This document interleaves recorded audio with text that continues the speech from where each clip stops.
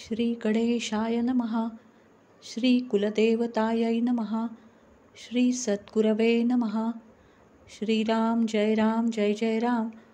अध्यात्म रामायण सुंदरकांड चतुर्थः सर्गः. श्री महादेव म्हणाले, पाशात बद्ध झाल्यावर ते पाशबंधन हातात धरून कपिश्रेष्ठ मारुती भ्यायल्यासारखा नगराकडे पाहत जात असता अत्यंत क्रुद्ध झालेले नागरिकजन त्याला पाहण्याकरता चारी बाजूंनी त्याच्या मागे आले आणि त्याला मुष्टीतलांनी मारू लागले. इकडे ब्रह्मदेवाचा मारुतीला वर असल्यामुळे त्या ब्रह्मास्त्राने मारुतीच्या शरीराला क्षणमात्र स्पर्श केला आणि लगेच ते निघून गेले. आपल्याभोवती केवळ फुसक्या दोऱ्यांचेच बंधन राहिले आहे ही गोष्ट मारुतीला ठाऊक होती. तथापि त्याला काही विशिष्ट कार्य साधावयाचे असल्यामुळे तो तशा स्थितीतही पुढे चालला. ह्यावेळी रावण आपल्या सभेमध्ये बसला होता. त्याच्यापुढे इंद्रजिताने मारुतीला उभे केले आणि म्हटले, ब्रह्मवराने मजकडून बद्ध झालेला वानर येथे आला आहे. ह्याने अनेक मोठमोठ्या दैत्यांचा वध केला आहे. महाराज, मंत्र्यांचा सल्ला घेऊन जे काही करावयाचे असेल, शिक्षा द्यावयाची असेल ते आपण आता करावे. हा काही सामान्य वानर नव्हे.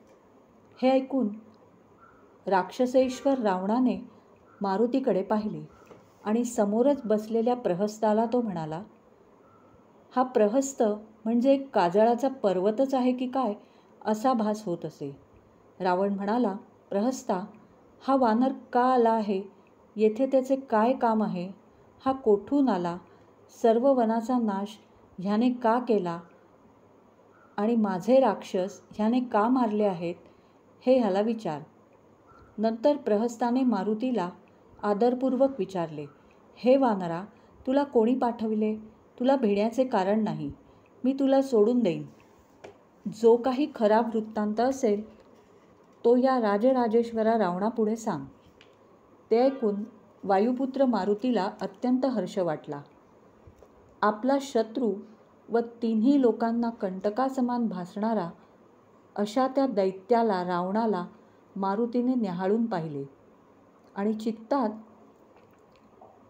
रामाचे वारंवार स्मरण करून श्री रामचंद्रांची मंगलकथा सांगण्यास त्याने आरंभ केला. तो म्हणाला, हे देवगणाधिकांच्या शत्रू, नीट ऐक. सर्वांच्या हृदयात वास करणाऱ्या श्रीरामाचा मी दूत आहे. यज्ञातील पवित्र होमद्रव्य पळविणाऱ्या कुत्र्याप्रमाणे आपला स्वतःचाच नाश करून घेण्यासाठी त्रैलोक्याधीश रामाची पत्नी तू चोरून आणली आहेस.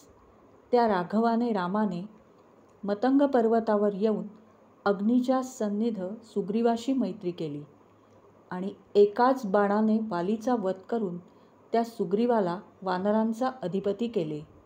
अरे, तो महाबलवान वानरांचा राजा क्रोधाविष्ट होऊन वानरांचे कोट्यवधी कळप घेऊन रामलक्ष्मणांसह प्रवर्षण पर्वतावर राहिला आहे. त्याने पृथ्वीच्या कन्येला सीतेला शोधण्याकरता मोठमोठे वानरवीर दशदिशांना पाठवले आहेत. त्यापैकी मी एक वानर आहे. मी वायुपुत्र मारुती असून सीतामातेचा शोध करीत हळूहळू येथे आलो. कमलपत्राक्षी सीतामाता येथे माझ्या दृष्टीस पडली. वानर जातीच्या स्वभावाला अनुसरून मी वनाचा विध्वंस केला.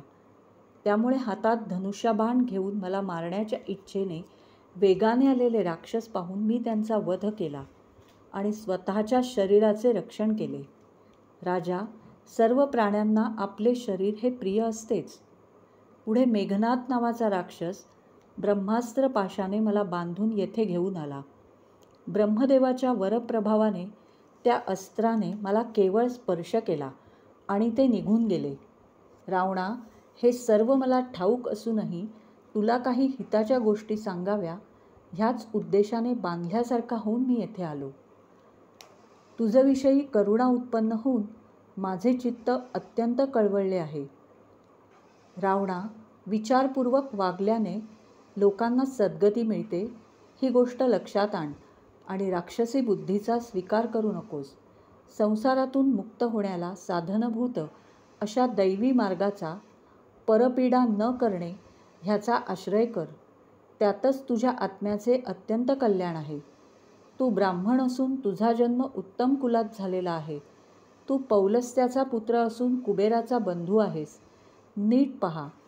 देहात्मबुद्धीने देह हाच आत्मा अशा बुद्धीने पाहिलेस तरी तू राक्षस नाहीस, ब्राह्मण आहेस. उलट आत्मबुद्धीने आत्मा देहाहून वेगळा आहे असे मानलेस तरी तू राक्षस नाहीस.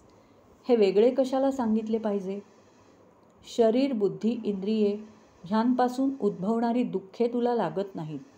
कारण दुःख परंपरा ज्याचे धर्म ते चित्त तू नव्हेस. तू आत्मा निर्विकारी आहेस. प्राण्याला स्वप्नात दिसणारे पदार्थ वस्तुतः असत्य असतात. त्याचप्रमाणे ही दुःख संतती अज्ञानमूलक असल्यामुळे असत्य आहे. तुझे स्वरूप सत्य आहे. तुला विकार म्हणून नाही. तुझ्या ठिकाणी द्वैत नसल्या कारणाने विकाराचे कारण अज्ञान ते संभवत नाही. ज्याप्रमाणे आकाश सर्वत्र भरलेले असून कशानेही लिप्त होत नाही, त्याचप्रमाणे अत्यंत सूक्ष्म होत जाता तू देहात वास करूनही दुःखादिकांनी लिप्त होत नाहीस. सूक्ष्म शरीर, इंद्रिये, प्राण, स्थूल शरीर ह्यांचा संबंध घडून प्राणी ह्यांनाच अज्ञानाने आत्मा असे मानतो आणि त्यामुळे सर्व प्रकारच्या बंधनात सापडतो. मी चैतन्य रूप आहे. मी जन्मरहित आहे. मी अक्षर नाशरहित आहे. मी आनंदमय आहे. असा विचार झाला की प्राणी मुक्त होतो. देह पृथ्वीच्या विकारापासून उत्पन्न झाला असल्यामुळे तो आत्मा नाही. प्राणही आत्मा नाही, कारण तो प्राण म्हणजे केवळ वायू होय.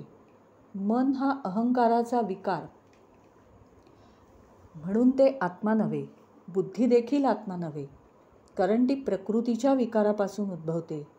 आत्मा चैतन्य रूप, आनंदमय, विकाररहित, देहादी समुदायाहून निराळा, सर्व शक्तिमान, अलिप्त, सर्वदा उपाधींपासून मुक्त असे ज्ञान झाले म्हणजे पुरुष संसारातून मुक्त होतो.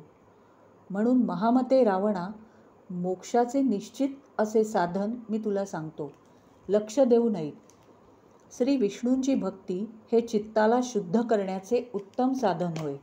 अशा रीतीने चित्त शुद्ध झाले असता अत्यंत निर्मल असे ज्ञान प्राप्त होते. त्या ज्ञानापासून परमशुद्ध असा तत्वानुभव प्राप्त होतो. अशा प्रकारे ज्याला उत्तम तत्वज्ञान लाभते त्याला परमपदाची प्राप्ती होते. म्हणून तू आता श्रीरामांची भक्ती कर. हा राम म्हणजे साक्षात लक्ष्मीपती विष्णू होय. हा प्रकृतीपासून अलिप्त असून सर्वव्यापी पुराणपुरुष आहे. शरणागत भक्तजनांविषयी त्याला फार प्रेम आहे.